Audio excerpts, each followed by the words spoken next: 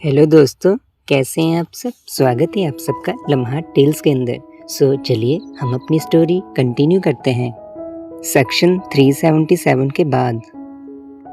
दोस्तों, ज़िंदगी में कुछ लम्हे ऐसे होते हैं जब सामने वाला, उसकी एक बात, उसका चेहरा आपकी सारी दुनिया हिला दे। आरव और रियाज के साथ भी कुछ ऐसा ही हो रहा था। आरव के घर में ड्राइंग रूम में एक अननोन आदमी बैठा था, सूट में, सीरियस फेस, और आरव के पापा वो रियाज को पहचान गए थे। कैसे, क्यों, और ये आदमी, ये कौन था? पुलिस, लॉयर या कोई और बड़ा ट्विस्ट? पिछले पार्ट में हमने देखा था कि आरव ने अपने पेरेंट्स को सच बताया, रिजेक्ट हुआ, फिर दिवाली की रात रियाज ने साथ मनाई, पर अब असली तूफान आने वाला था। आरव के घर रात 10:15 पे आरव और रियाज दरवाजे पे खड़े थे। दोनों के दिल तेज धड़क रहे थे। पापा ने फिर से पूछा, ये रियाज है ना? आरव ने स्लोली कहा, हाँ पापा। पापा ने मिस्टीरियस आदमी की तरफ देखा और बोले, ये मेरा कॉलेज का दोस्त है, doctor Vikram Malhotra, psychiatrist. Psychiatrist? Aarav का तो दिमाग घूम गया। पापा ने साइकेट्रिस्ट को बुलाया था। इसका मतलब पापा सोचते हैं कि ये एक मेंटल इलनेस है। डॉक्टर विक्रम खड़े हुए, प्रोफेशनल स्माइल। उन्होंने हाथ बढ़ाया, हेलो आरव, मैं डॉक्टर विक्रम हूँ। तुम्हारे पापा ने मुझे बताया और मैंने सोचा कि मैं हेल्प कर सकता हूँ। आरव को गुस्सा आ गया। उसने कहा, हेल्प? किस चीज़ में हेल्प? मैं बीमारी नहीं हूँ। पापा ने बीच में बोला, आरव शांत हो जा। डॉक्टर विक्रम सिर्फ बात करना चाहते हैं, काउंसलिंग, ताकि तू समझ सके कि ये कंफ्यूजन है, टीनेज हॉर्मोन्स, ये फेज निकल जाएगा। ये सब सुनकर आरव थोड़ा मायूस हो गया। पापा को अभी भी लगता था कि ये एक फेज है, एक कंफ्यूजन है, रियल नहीं। पर तभी रियाज ने आगे बढ़ के कहा, अंकल सॉरी, पर ये कोई फेज नहीं है, मैं रियाज हूँ, आरव का बॉयफ्रेंड, और हम जेन्युइनली एक दूसरे से प्यार करते हैं 3 साल से। पापा शॉक्ड हुए, माँ भी, और डॉक्टर विक्रम भी थोड़ा सरप्राइज्ड, क्योंकि रियाज ने इतनी क्लियरली, इतना कॉन्फिडेंटली बात की थी। पापा ने गुस्से में कहा, तुम्हें किसी ने बुलाया यहाँ? ये फैमिली मैटर है। पर रियाज वहाँ से नहीं हिला। उसने कहा, अंकल, आरव मेरी फैमिली है, और अगर उसके बारे में बात हो रही है तो मेरा हक बनता है यहाँ होने का। पर दोस्तों, अब असली ट्विस्ट आया। डॉक्टर विक्रम ने पापा की तरफ देखा और बोले, राजेश जी, मैंने आपसे पहले भी कहा था, होमोसेक्सुअलिटी कोई मेंटल इलनेस नहीं है। वर्ल्ड हेल्थ ऑर्गेनाइजेशन ने 1990 में भी इसे डिक्लासिफाई कर दिया था, और अब तो सुप्रीम कोर्ट ने भी लीगल रिकॉग्नाइज कर लिया है। पापा ने पूछा, तो फिर आप यहाँ क्यों आए? डॉक्टर विक्रम ने स्माइल करके कहा, मैं यहाँ इसलिए आया ताकि आपको काउंसलिंग दे सकूं, ताकि आप समझ सकें कि आपका बेटा बिल्कुल नॉर्मल है, और जो जजमेंट्स आप लगा रहे हैं वो गलत है। ये ट्विस्ट किसी ने नहीं सोचा था। डॉक्टर विक्रम एक्चुअली आरव के सपोर्ट में थे। पापा का प्लान उल्टा पड़ गया था। डॉक्टर विक्रम ने पापा और माँ को बताया और एक्सप्लेन करना शुरू किया, देखिए, सेक्सुअल ओरिएंटेशन बायोलॉजिकल होता है, चॉइस नहीं। आरव ने ये चूज नहीं किया। ये वैसे ही नॉर्मल है जैसे आप हेटेरोसेक्सुअल हैं। और जहाँ तक सोसाइटी की बात है, सोसाइटी चेंज होती है, स्लो पर होती है। पापा ने आर्ग्यू किया, पर डॉक्टर विक्रम, लोग क्या कहेंगे, रिश्तेदार, नेबर्स? डॉक्टर विक्रम ने कामली कहा, और अगर आपका बेटा अनहैप्पी रहे, डिप्रेशन में चला जाए, या फिर इससे भी ज़्यादा वर्स सुसाइड तक सोच ले, तो तब लोग क्या कहेंगे? ये वर्ड सुनकर सुसाइड, माँ का चेहरा थोड़ा डर गया, क्योंकि ये ट्रुथ था। LGBTQ+ यूथ में सुसाइड रेट बहुत हाई है, एक्सेप्टेंस नहीं मिलना वहाँ। आरव हिम्मत करके बोला, पापा, माँ, मैं पिछले 5 साल से ये सच जानता हूँ, और पिछले 5 साल हर रोज़ हर एक दिन मैं डर के साथ जी रहा हूँ। कॉलेज में छुपाना, फेक गर्लफ्रेंड्स, झूठ बोलना दोस्तों को, और खुद से नफरत करना, क्योंकि मुझे लगा कि मैं गलत हूँ। ये सब बोलते हुए आरव की आंखों में आंसू थे। उसने कंटिन्यू किया, पर जब रियाश मिला तब पहली बार लगा कि शायद मैं गलत नहीं हूँ। शायद मैं भी प्यार डिज़र्व करता हूँ। और अब जब लॉबी हमारे साथ है तो मैं बस चाहता हूँ कि आप लोग भी मेरे साथ हों। माँ रो पड़ी। पापा चुप थे, इमोशंस कंट्रोल कर रहे थे। तभी रियाश का फ़ोन बजा, उसके पापा का कॉल। रियाश ने नर्वस होकर उठाया। हेलो पापा। पापा का गुस्सा आवाज़, कहाँ हो तुम? अभी तक घर क्यों नहीं आए? सच बताओ, कहाँ हो तू? रियाश थोड़ा डर गया। उसने कहा, पापा, मैं फ्रेंड के घर पे हूँ। पापा ने कहा, झूठ मत बोल। तुम्हारा फ्रेंड अर्जुन, उसने फ़ोन किया था। उसने कहा तुम उसके घर नहीं हो। अब सच बता। रियाश ने आरव की तरफ देखा, हेल्पलेस, और फिर उसने डिसाइड किया, नो मोर लाइज। रियाश ने गहरी सांस ली और बोला, पापा, मैं आरव के घर पे हूँ। और पापा, आरव मेरा बॉयफ्रेंड है। मैं गे हूँ। Silence, complete silence. फिर पापा की आवाज़ आई, क्या बकवास कर रहा है तू? अभी के अभी घर आ। पापा प्लीज़ सुनो तो। पर पापा ने फ़ोन कट कर दिया। और फिर 10 सेकंड्स बाद एक मैसेज आया, अगर तू अभी नहीं आया तो फिर कभी नहीं, यहाँ आने की ज़रूरत नहीं। रियाश की आंखों में आंसू थे। उसने फ़ोन गिरा दिया और आरव के पास गया, हग करने के लिए, सपोर्ट के लिए। आरव की माँ ये सब देख रही थी, रियाश का डर, उसका पेन, उसका रिजेक्शन। और फिर माँ को रियलाइज़ हुआ, यही सब आरव के साथ भी हो रहा है। Rejection, pain, fear. माँ ने पापा का हाथ पकड़ा और बोली, राजेश जी, हम गलत कर रहे हैं। देखो इन्हें, ये डर के मारे कैसे जी रहे हैं, और हम इन्हें और डरा रहे हैं। ये हमारे बच्चे हैं, हमें सपोर्ट करना चाहिए।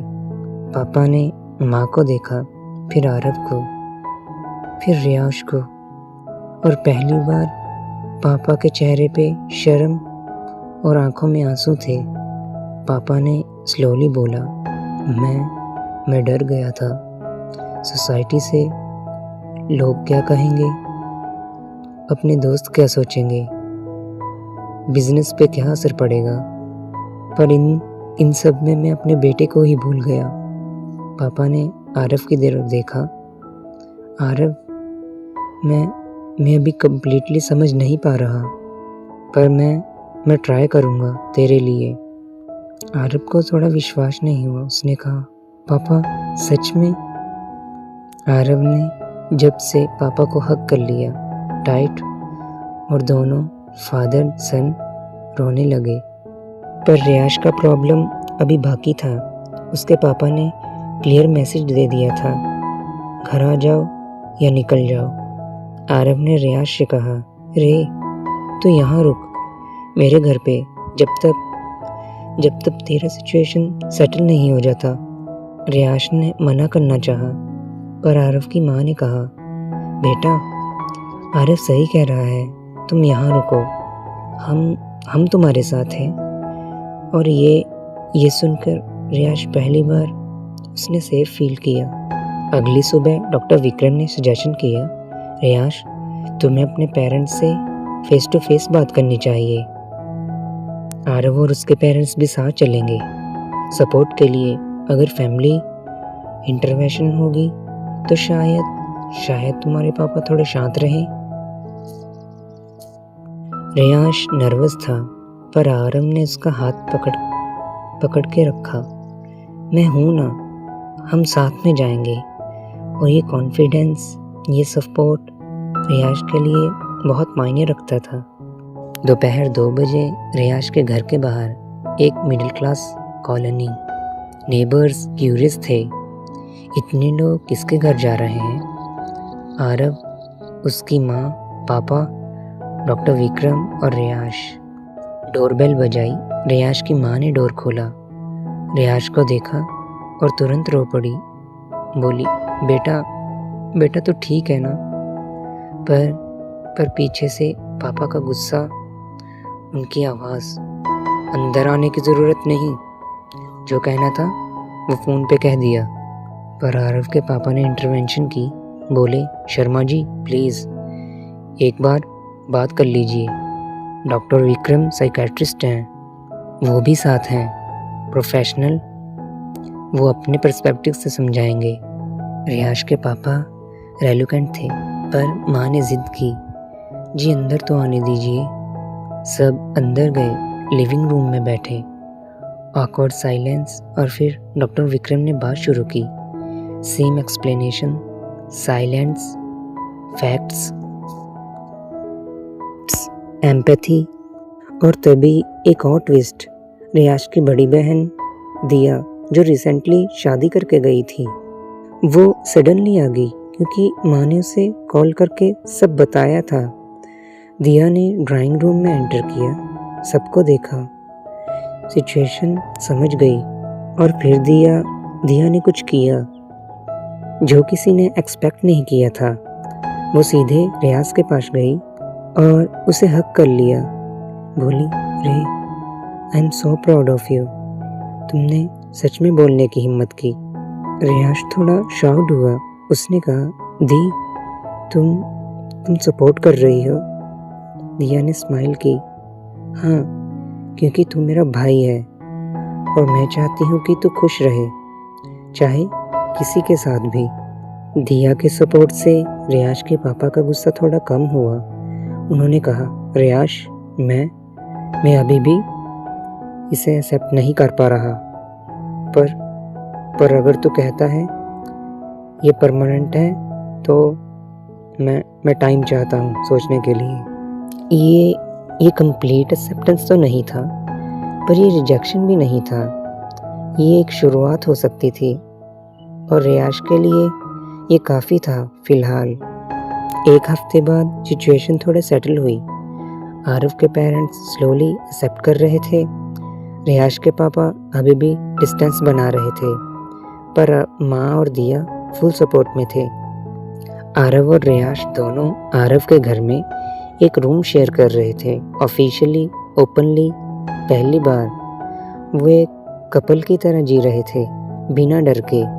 एक रात आरव का रूम, लाइट्स डिम, दोनों बेड पे बैठे थे, लैपटॉप पे मूवी देख रहे थे, पर फोकस नहीं था।